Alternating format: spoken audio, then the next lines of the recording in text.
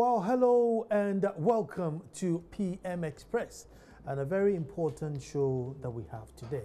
Indeed, today's show, if we're going to be really honest and live in an ideal world, we should have had it at least once every quarter.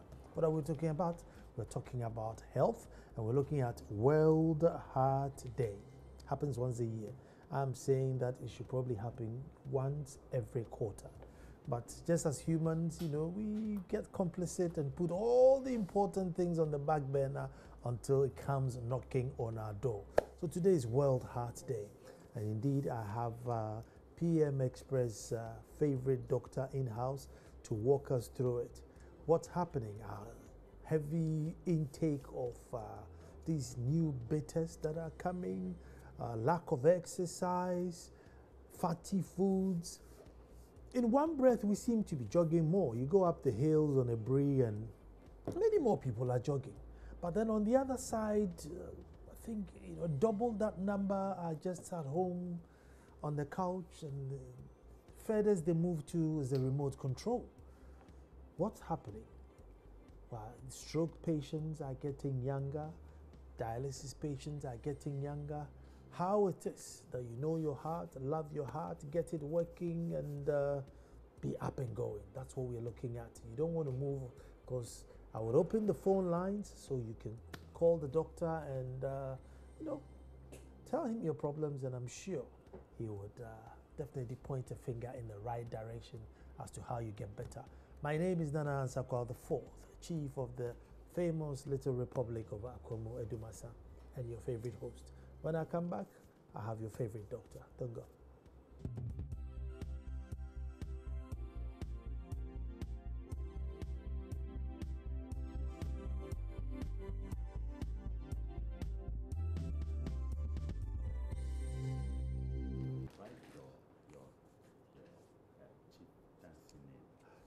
Well, thank you very much. I was talking to Doctor. Now, with me in the studio is my friend, my doctor, and Doc, before I even mention your name, all these like CNN, all these big, they always have this like a particular resource person who they consult in case of something. So I think you're going to be PM Express's in-house doctor, so I'll be glad to. I'll be glad to. So this is Dr. Joseph Ankama, who's a cardiologist and indeed a general health practitioner. Great. Okay, now doctor wanted me to write something, so you hold on. So I am, yes. It's Ansakwa, yeah? So it's Ansa, and then it's KWAO. Correct. Ansakwa. All right. So, Nana, Yes. I'm always happy to be here. Uh-huh. And I want to take this opportunity to congratulate you and your queen for the wonderful baby. Well, thank you very much. I'll surely come and pay homage. You have to. Yes. You have to. Yes, congratulations. Thank you very much. So look forward to seeing you at the famous Little Republic. Doc, World Heart Day. It's a very, very important day on the calendar.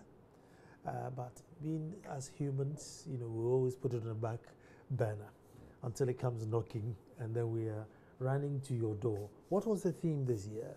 Yes. So thank you for inviting me to this program, and good evening to my favorite viewers and fellow Ghanaians. My name is Joseph Atiakama. I'm a cardiologist and a lecturer at the University of Ghana Medical School. So this year, the theme has changed slightly. You remember last year we talked about knowing your numbers. Yeah. This year it talks about share the power. Okay, share the power. What does that mean? Some people have survived heart conditions. Some people have survived heart attacks. Some people have survived strokes. Some people have been able to cope with heart problems. So if you have been able to cope with this, or you're going through it and you're able to cope with it, try to share how you took care of your heart with your family members, with your co-workers and friends, and try to make them come up with solutions to how to deal with their heart problems. And then also share your numbers with people so that they can know that taking care of your heart is the center of health. The heart is one of the most valuable organs in the body, as you know. When we fall in love, is the heart. When we're mourning, is the heart. So it's a very delicate organ, and when it stops, everything stops. Wow. Yes. Should it stop? Is there a time for the heart to stop working?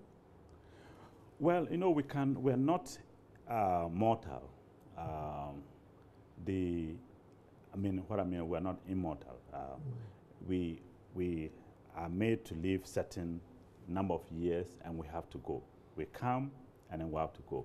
But the heart actually starts pumping, functioning way before we're delivered. 3 weeks after we are conceived, the heart is one of the first organs, which makes sense because it has to supply and circulate the blood for all the organs to be formed. And generally, until now, Ghanaians, we used to have a shorter lifespan because of infections and other things. But we have realized that Ghanaians were living longer. In other places, people live up to 100 years. I was just reading an article about a war veteran who is 111 years in America. So the heart can live all these years. But what we need to do is make sure we take care of it so it lives a healthy life throughout. And a lot of things that we do can affect the heart. And these are commonly called the risk factors for heart diseases. Heart diseases. Doc, stroke victims are getting younger. Yes. Stroke victims are getting younger. Now, I don't know what the numbers or what the statistics are, but we see people, jogging more and being more active, and then we hear the same people getting stroke. So what's that? Is just that we haven't taken the research well, or? Well, it's not that we haven't taken the research well. It is the prevalence of the risk factors for stroke, which is rather overcomingness. As a nation, the Ghana Health Service report for 2016 clearly puts cardiovascular disease ahead of all causes for admissions. Stroke, heart failure, and hypertension, if you combine them, and they form the bulk of cardiovascular diseases that confront Ghanaians, adult Ghanaians. So if you take the subset of adults in Ghana, cardiovascular disease is the #1 reason why they get admitted. And it's probably the #1 reason why people lose their family members. So stroke is very key to understanding what cardiovascular disease, especially hypertension, can cause to a person. So there are 2 types of stroke. There is the one that is called a dry stroke or ischemic stroke, where an artery is blocked and then the blood supply to the brain is cut off. There's another one, which is the hemorrhagic stroke, where the artery bursts open, just like a pipe that bursts open in the street. Similarly, it can happen in the brain. And that is one of the worst types of strokes. Nobody wants to have a stroke, but the really bad aspect of it is that it's affecting young individuals, like you said. So people in the 30s to 50s, and these are the productive ages. And once it gets you, you cannot function well. It paralyzes part of your body, half of your body, and if you're lucky to recover, you still may have some disability. Can aspirin help? Aspirin can help, but it's a double-edged problem. Aspirin has to be used carefully. Just taking aspirin by itself can actually predispose you to getting stroke. How can that happen? If your blood pressure is very high, and I'm really addressing this to people who take aspirin without consulting. If your blood pressure is very high and you take aspirin without monitoring it, it can lead you to having the bleeding type of stroke. That is the hemorrhagic type of stroke. Because aspirin makes your blood thin. And if your blood pressure is high, you are likely to bleed into your brain. So aspirin has to be used carefully and be prescribed by a doctor for people who are at a risk of getting blockages. So who are they? Generally, people who are older, who smoke, who have diabetes, who have evidence of blocked arteries, like circulation problems to their legs or to their heart, or circulation problems to their brain, or who suffered minor strokes, then the doctor can prescribe aspirin after he has controlled the BP.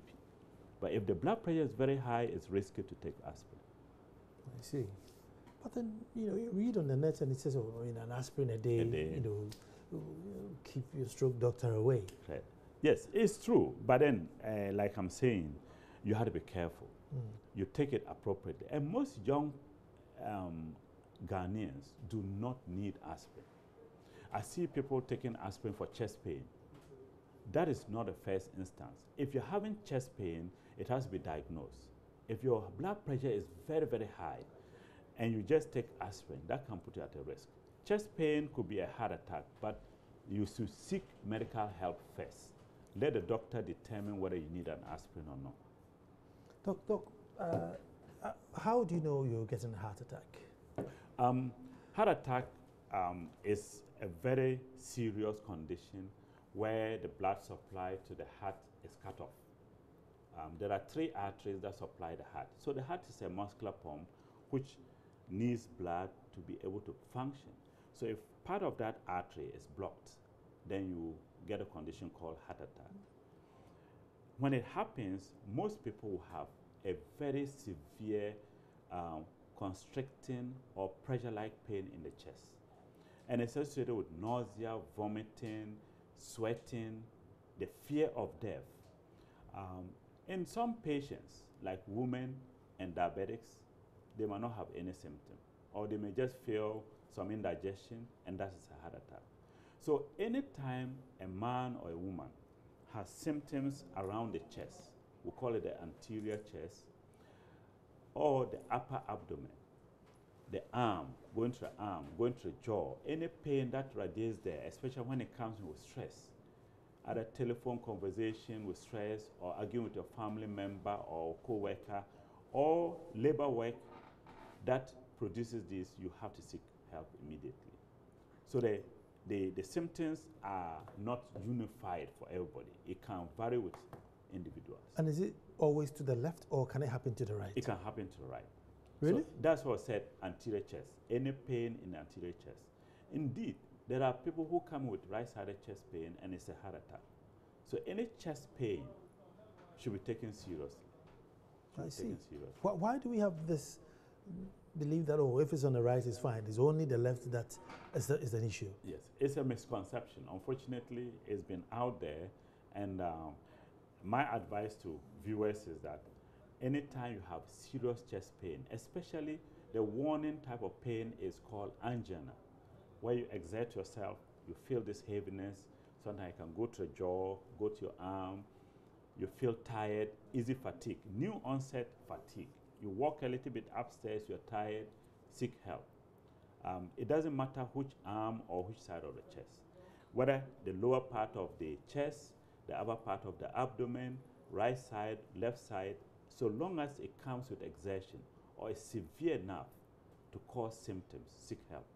How about that muscle pain that you breathe in and sort of a muscle twitch? And yes. What's that? Yes. So these are things that call for medical attention, and we try to reassure patients. Having said that any chest pain needs attention, not all of it is that serious. So there are other causes of chest pain: muscle spasm, intercostal muscle spasm, or there's an inflammatory condition called Tietz syndrome, where the joints between the cartilage and the bones get inflamed. That can be very excruciating. There's another condition called esophageal spasm, where the food pipe gets into action and becomes spastic. And that can cause severe pain, especially those people who have a lot of acid reflux. You've heard of reflux disease. Yeah. So those people can have similar chest pain. Or you could have asthmatics who suddenly have severe chest pain, or lung conditions with air leaking into the chest. Those can cause chest pain. Whatever it is, if there's chest pain that is worrying enough, go and seek help. How would diabetes affect cardiovascular? Is there any link? Can your diabetes affect? Yes, so thanks for asking this question, because diabetes is currently considered a cardiovascular risk equivalent, meaning if you have diabetes, you are similar in terms of your longevity and morbidity, meaning your ability to survive well and do well, live a happy life, to somebody who had a heart attack or has blocked arteries. That's how severe it is. So diabetics by nature have high sugar in their blood. And high sugar poisons a lot of things, including the blood vessels. And when it poisons the blood vessels, I'm using poison to make it simple, but literally it gets into the cells and then corrupts them, causes them to burn out, to become inflamed, and cause a lot of blockages. Diabetes can also affect the nerves, influencing your sensation. So some diabetics cannot sense from their feet. So sometimes they step on needles and stuff they cannot feel. So diabetes is a risk equivalent to cardiovascular diseases. So we have to take it serious. So that means diabetics are at a higher risk of stroke, higher risk of heart attacks, higher risk of kidney failure, higher risk of losing their legs because of cardiovascular problems, blocked arteries. Yeah, amputation. Amputation. So it's very sad, but can you imagine a young man or a middle-aged person losing the leg to diabetes or blocked arteries? And that is one of the aspects of cardiovascular disease that we don't get to hear about.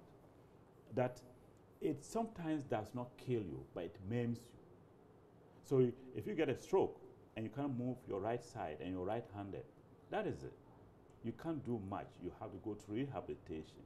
And sometimes it's so severe, the rehabilitation doesn't help. If you have blocked arteries that supply your legs, that can cause serious pain when you walk up hills, and that can lead to amputation. And in men, it can cause impotence. It blocks the arteries that supply the little man, and it causes impotence. So men, if you're having problems, you need to seek help. Okay, we'll come back to the little man, but, yes. but you know, Doc, you're going to say, well, eat well, exercise, do this, but then the next thing you hear, well, not very often, but somebody, a football player, you know, they passed him the ball and then he dropped it. And you're thinking, well, what else can one do? I mean, he's fit, he was running about, he's training morning, evening. So then, you know, where then comes the argument that exercise and you'll be okay? Yeah, so that is the paradox of cardiovascular problems. Sometimes we know the risk factors. Sometimes we do not know the risk factors. In young men, if you suddenly hear that somebody slept and never woke up, there are a lot of postulations. One of them is an electrical problem that affects the rhythm of the heart. And some people can have an inherited condition. One of them will be prolonged QT. That means that your electrocardiogram, there's a portion on an electrocardiogram. That's the ECG. If you hear ECG, that's electrocardiogram, where the QT is prolonged, and they are at a risk of getting bad rhythms called VTAC and VF for short, ventricular fibrillation, ventricular tachycardia. And these can cause sudden cardiac death. So if you have an athlete who collapses suddenly, maybe they have one of these conditions. There's another condition which can be passed from generation to generation called hypertrophic cardiomyopathy, where the wall of the heart, for no reason, is so thick that it can lead to arrhythmias, the conduction problem. So the rhythm suddenly goes from normal to a very bad, fast rhythm called ventricular fibrillation, and a person will pass away. So sportsmen, before you become a sportsman, you have to go through screening. You need an ECG, and there shouldn't be any shortcut to this, because you may think that you're getting something on the side and getting your certificate, but you're risking yourself. It's always good to get an ECG, get it read by a cardiologist. If they say there's something, let them do an echo, look at the heart, and give you a complete certificate, rather than getting a shortcut and later on you collapse. You sign up the contract and you collapse. That's not really good. So screening can reveal these people. Can you repair the heart? Is it reversible? Can you repair it? Maybe you've lived a slow or inactive life for a long time, and then you get some shake-up, Can you reverse it by eating healthy now, losing weight? Will it repair the heart, or it's damaged for life? Certainly, certainly. The heart is a remarkable organ. Using the American classification, taking blood pressure, for example, blood pressure can affect the heart in 4 different stages. Stage A is when you have blood pressure, but you have not damaged your heart yet. Okay? So, stage A, your heart is fine, you have blood pressure, the heart has not been damaged. Stage B, your heart is beginning to feel the pressure from the blood pressure. So, it's beginning to get enlarged. The wall is becoming thick, but you don't have symptoms. Stage C, the blood pressure has caused the heart to enlarge, and now the heart cannot pump enough blood to meet your needs. So anytime you walk a little bit, you get short of breath. You get leg swelling. That is stage C, when you have heart failure. And then the last stage, unfortunately, is stage D, where the blood pressure has been with you for a long time. That has caused your heart to completely fail, and there's no, it's gone to the point of no return, and you may need transplant. So if you're in stage A and B, you can reverse. Stage A, you just have to stop the BP, the bad habits, smoking, drinking alcohol, whether bitters or whichever type of alcohol, eating a lot of salt, exercise regularly. You can keep your heart healthy for a long time. In stage B, you can also reverse to stage A. So if you exercise, lose weight, take away the salt, your heart will regress, meaning it will get back to the normal shape. Stage C, however, there's severe damage, and sometimes you can regress. However, we just make sure that you can get back to your normal function, where you can get about your business without even knowing that there was something wrong. And people can do that. However, when we get to stage D, it's unfortunate. We can't do much about that. And in Ghana, we have little to offer about stage D. We're currently going through phases of training cardiologists in Ghana, where we can put pacemakers to help the heart to pump properly. If we do that, we can help stage D. We haven't been able to do transplant. Transplant is one of the treatments for stage D. Devices that can help the heart pump, called LVAD, is the treatment for stage D. So stage D is end stage heart failure. But the rest of them we can regress. I see. Yes. Well, I want to take a break, and then when I come back, we'll go to the phones so that you can also ask your questions, because I know anytime doctor comes in here, he's very helpful to the viewers at home. So we're taking a break, and then when I come back, I'll put the number out, and then you can fire your questions, and I'll be firing alongside too. Don't move.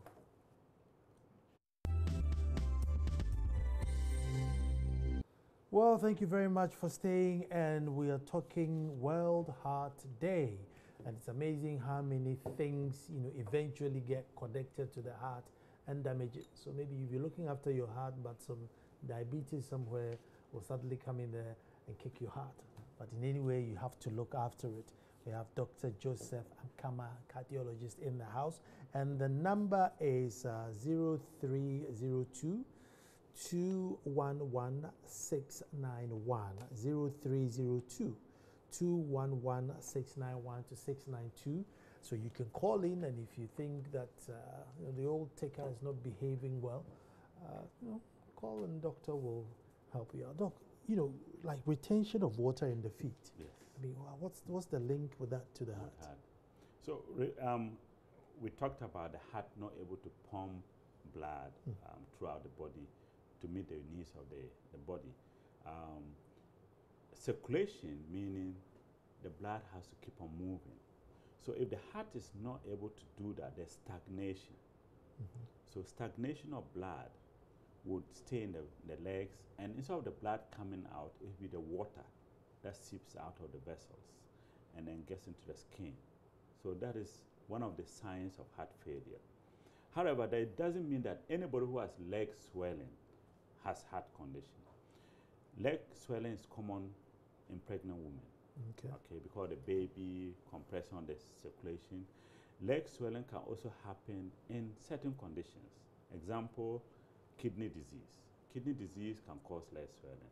Liver disease can cause leg swelling. So when you have leg swelling, it doesn't necessarily mean that you have heart condition. And then some medications like nifedipine, amlodipine, they can cause leg swelling.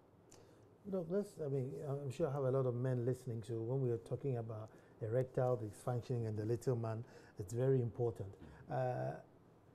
What are the chances that the little man is not working, that you have to go and check your heart? Or what's the correlation? The link is very evident. Men who have erectile dysfunction do not do as well as those who don't. No. So erectile dysfunction is a risk profiler.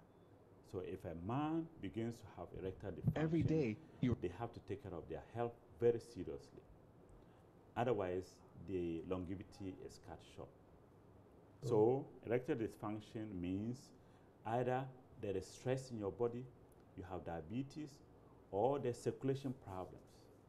So either of all of these could lead to early demise or very bad conditions that affect men.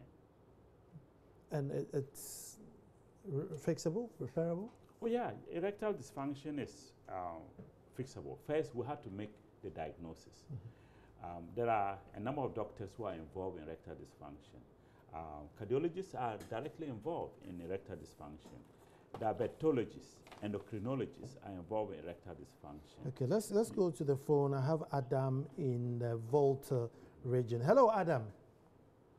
Good evening. Good evening, Adam. Now, there's so many people calling, so everybody, I'll just urge that you make your question snappy. I'll take about 3 calls, and then Doctor will answer them, and then I'll go to the next 3. So, Adam, let me hear you. What's your... Good evening, Doc. How are you, sir? Good. How about you? Yeah, I'm also fine. You know, I've been having a problem with my blood pressure. It's not stable. Sometimes it go up, it will come down.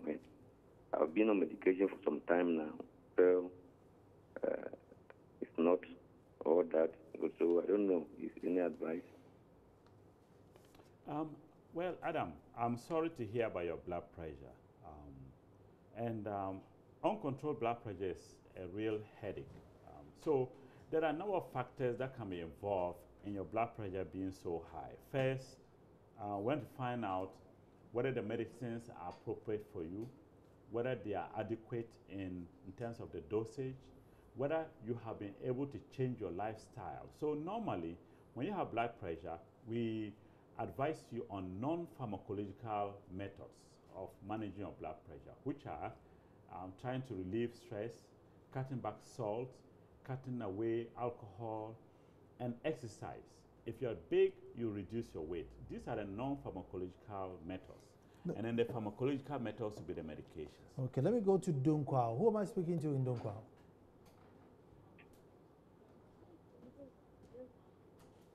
Michael. Hello, Michael. Okay, I think we dropped the call. Okay, we dropped the call. So Michael is no more on the line, but 0302 211 691 or 692, and Doc will answer your questions for you. This people unable to control their blood pressure comes up a lot. Yes. Why is that? So as we're saying, it could be a number of factors, and it's difficult to know without talking to the person. So if you attack the non-pharmacological aspects, which I enumerated earlier, the next target to make sure that you are taking the medicines regularly, and you are seeing the doctor to make sure that the adjustments are done.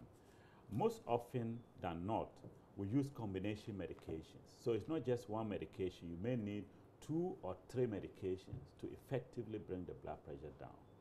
And when it's controlled, the doctor can take some of them off if needed. So I think, Adam, the first thing is to go sit down with your doctor and review your blood pressure profile, review the medication. Maybe he needs to change the medicine. Maybe the stress is not out.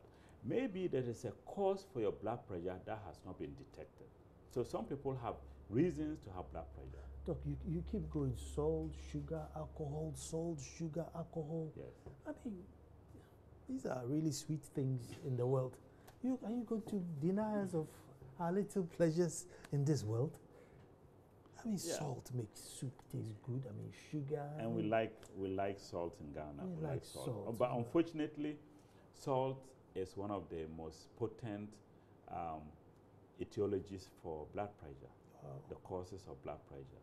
So if you can cut down your salt intake, you can prevent blood pressure. If your blood pressure is high and you cut down salt intake, you can bring it down. And you may not need medications. Wow. But you have to do it in conjunction with your doctor's guidance. So salt basically contains sodium. And in the blood, it keeps the pressure high. That is why we have blood pressure with salt. And Okay. alcohol. Doc, let's go to Takrady and speak Yes. to Ronnie. Hello, Ronnie. Hello, Ronnie. Okay, let's go to Winneba and Sunny. Hello, Sunny. Have I still got Sunny on the line?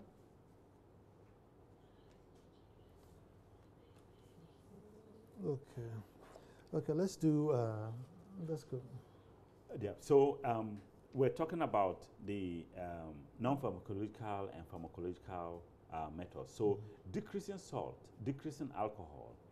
Alcohol in all forms, it's... I'm a chief, so speak about alcohol well, gently. yes, so... Because Nana, everything to us is alcohol. Nana, just do a little bit. Just a little bit. A little bit. In moderation. Mm-hmm. But alcohol to excess can cause a lot of blood pressure. So, Doc, what will be moderation?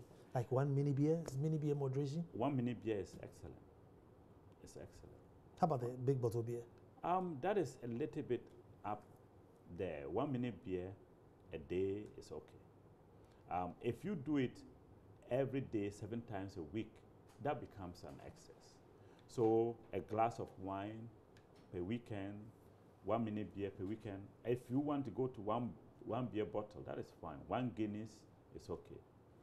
But if you do 2, 3, 4, which most people do because they sit down and their friends are there, then it becomes an excess. How about an occasional drinker? Somebody who drinks only on occasions, you know.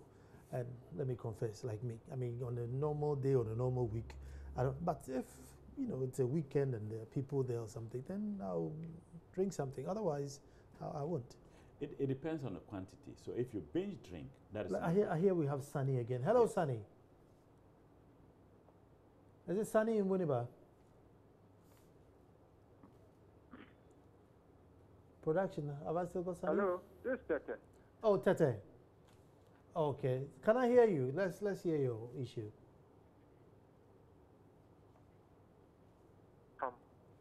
Hello.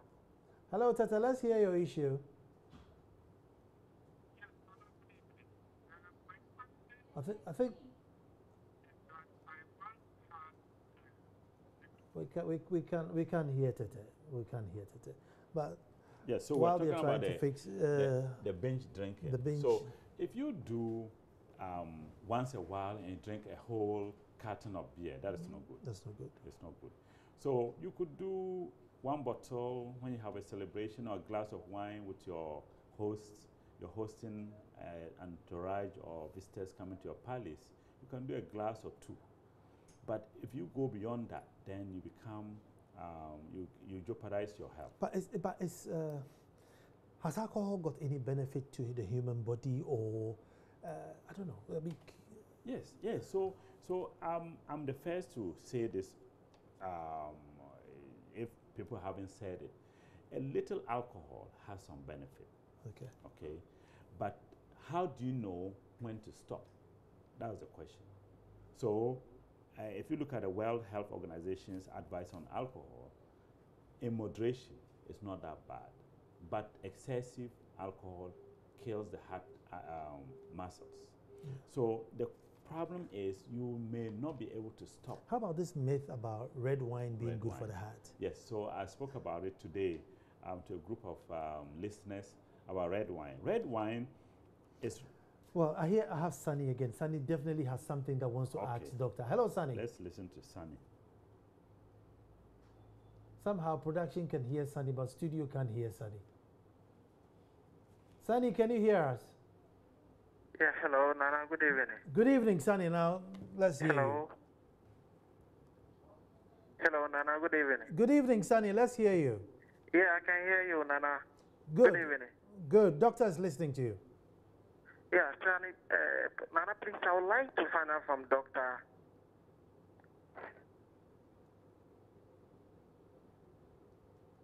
Yeah, I want to find out from Doctor, how does diabetes link with hypertension? And can someone having diabetes get hypertension? Okay, the link between diabetes and hypertension. There is no direct link between diabetes and hypertension. However, they can coexist. The reason is the risk factors that lead to diabetes are similarly risk factors that can lead to hypertension. So diabetes cannot cause hypertension, neither can hypertension cause diabetes. However, let me give an example.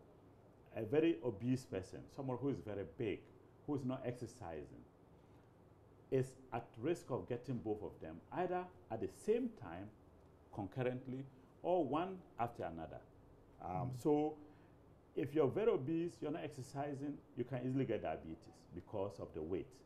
And because you're not exercising, you can also get hypertension, and they can coexist. And most often, people who have diabetes also have hypertension. Look, sorry to badge, but another quick one, since to badge you all this question. Are big people necessarily, unhealthy? And are thin people, healthy? Who do I have? Kenneth? Kaniti. Hello, Kaniti. Kaniti, you need to turn down the TV and listen to me through the phone. Hello. Good evening. Good evening. Let me hear your question. We're listening. Okay, let's drop Kaniti. I think he was. So he's dropping. Okay, so I have Hope on the line. Hello, Hope.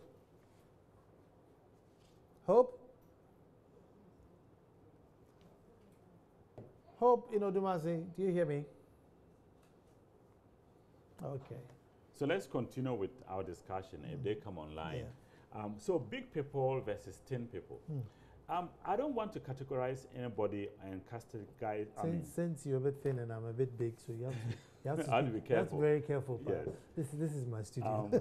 So stereotyping can mislead people. Okay, there are big people who are very healthy.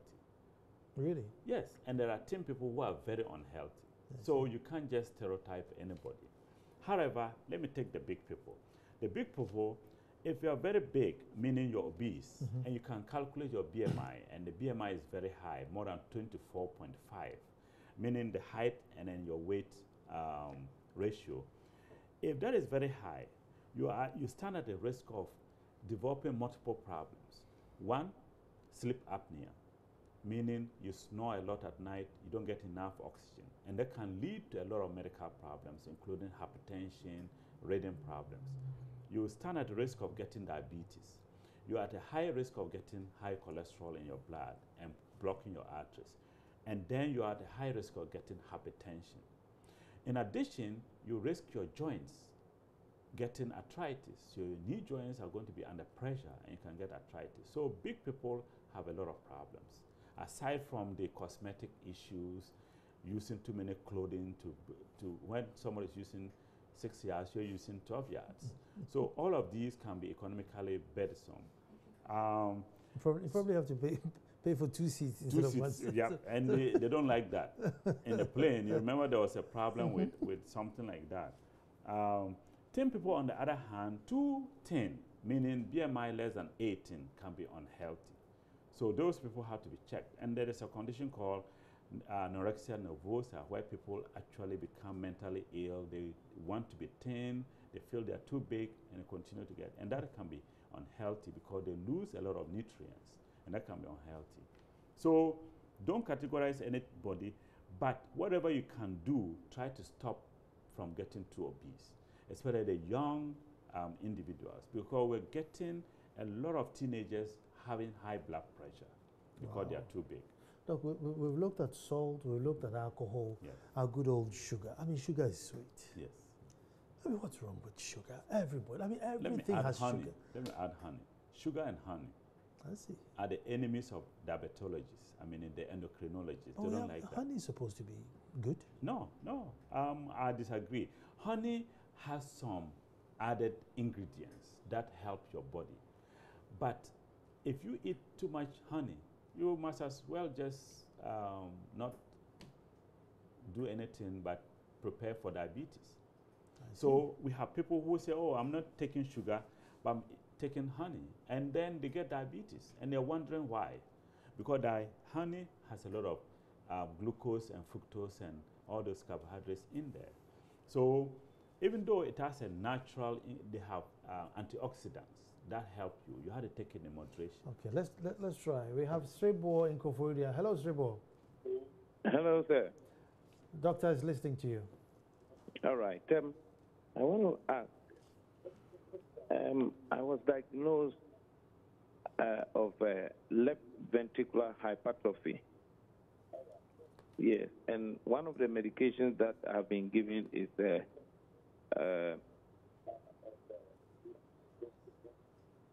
aspirin.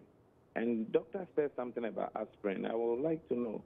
Now my BP is gone down, and my medication has been reduced from 10 mils to 5 mils. I'm low depend. I want him to throw more light. How old are you, Okay, sir? before you Please, answer. I'm 41. 41. Okay, now before you answer, who's my second caller? Hope. Yeah, I have Hope. Hello, Hope. Hello, Nana. Yes, doctor is listening to you. Good evening, Doctor. Evening, Hope. Thank you for the good work you're doing for Mother Ghana. You're welcome. There are a lot of doctors out there taking care of us. Thank you. Please, my problem is I'm having an aged grandmama. Yeah, and I'm having a problem with my grandmama is having this problem. And the doctor said she's having an enlargement of the heart, which is causing this her feet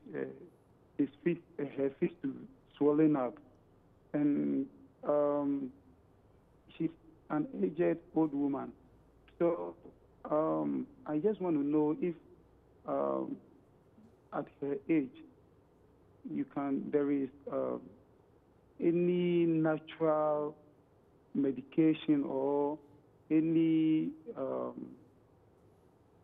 that she can be doing to help the condition. Oh, thank you very much. Yes, so let me take Cerebral's question. Left ventricular hypertrophy, like we talked about, is a consequence of hypertension. And that is stage B, because it seems he's okay, he's doing well. Aspirin is not meant for left ventricular hypertrophy. Aspirin is to make your blood thin, to prevent strokes, to prevent heart attacks and blocked arteries. So the doctor is giving the aspirin to prevent any consequences that may happen because of clogged arteries. But it's not for the left ventricular hypertrophy. So good job bringing your blood pressure down. And this is an example. His blood pressure is well controlled. He's taking care of himself. And the medicines has been reduced to 5 milligrams. So keep it up. Follow up with your doctor. Hope, I'm sorry about your grandmother. But I think I don't do a lot of herbal medications. I do a lot of orthodox medicine. So I will advise you in that line. I think there's hope. There is hope for you. If you can get your grandma to the doctor, a specialist, who will analyze her needs, they'll be able to help her. There's a medication called furosemide, lasers, that will make her urinate a lot, but the swelling will come down and her breathing will get better. But it's always good to talk to a doctor, take the medications.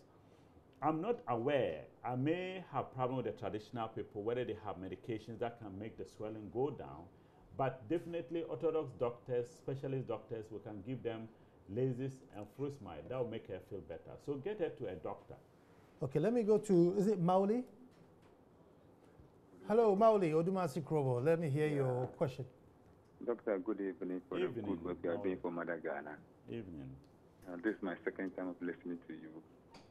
Yeah, I am 40 years I eat very late almost every day. I don't have any exercise regime, but what I do, I walk a lot. I monitor my blood pressure to almost around 80, 120 all the time. Is there something I'm doing wrong or something I'm doing bad too? Okay. Mauli, 40 years old, eat very late. You are just like all of us Ghanaians. A lot of us eat late. We work so hard. We're tired. I inclusive. But it is not the best thing. It is not the best thing at all.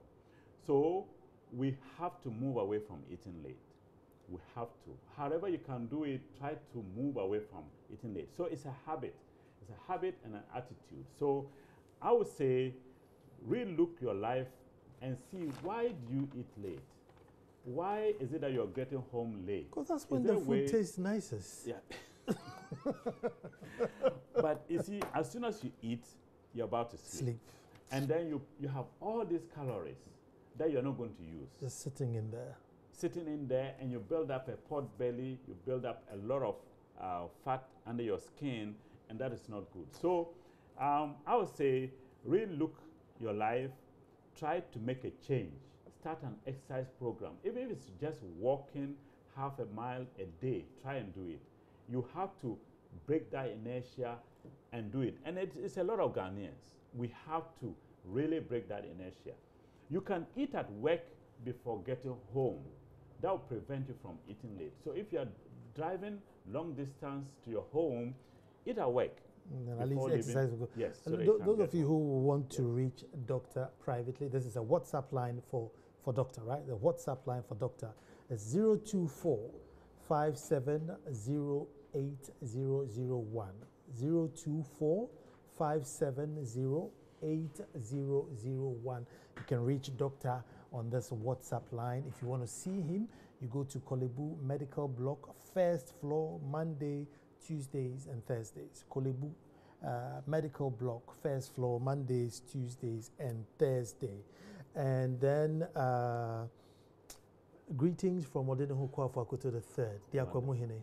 Says you met. He says you came to the palace. Yes. And he says you're a good man. Wonderful. And I have a question here. It says BP most of the time 125/90, 50-year-old. Yes. So we didn't talk about numbers this time. Yeah. But blood pressure is when your blood pressure measured several occasions stays beyond 140 or beyond 90. If it's 90 plus, it's blood pressure. That is the lower number. And the upper number, 140 plus, is blood pressure. So you could have systolic blood pressure, means the higher number is always high. And your lower number... 125/90 for 50-year-old. Yes. So the 90 is a problem. 90 is a problem. 90 is a problem. The 125 is perfect. But the 90 is a problem. So you need to work on the 90. So he has to work on the 90. And sometimes you just need a single medication to drop it down, a diuretic, for instance. That will take out the salt. Or if you start an exercise program, decrease the salt, you might drop it down to 85, and that should be okay. That should be okay. Yes. We thought 90 was cool. No, 90 plus is not.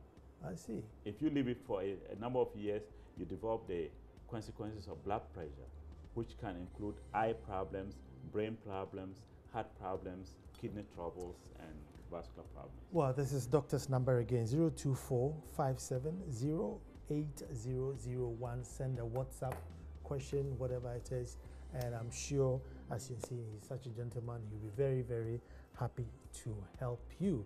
Doc, thank you very much for coming. Thank you. Thank you so much. And then people of Mankasim, on Saturday will be there. Condolences to the Marian Lovelace Johnson. Will be there to sympathize with you on Saturday. Doc, congratulations again. Thank you very much. Youngest and newest father. Newest father. Newest father. I have 2 Fridays in my house. Okay. They are very strong-headed. But I'll see you. I'll see you next month. Thanks for watching. We'll be back to do this all over again.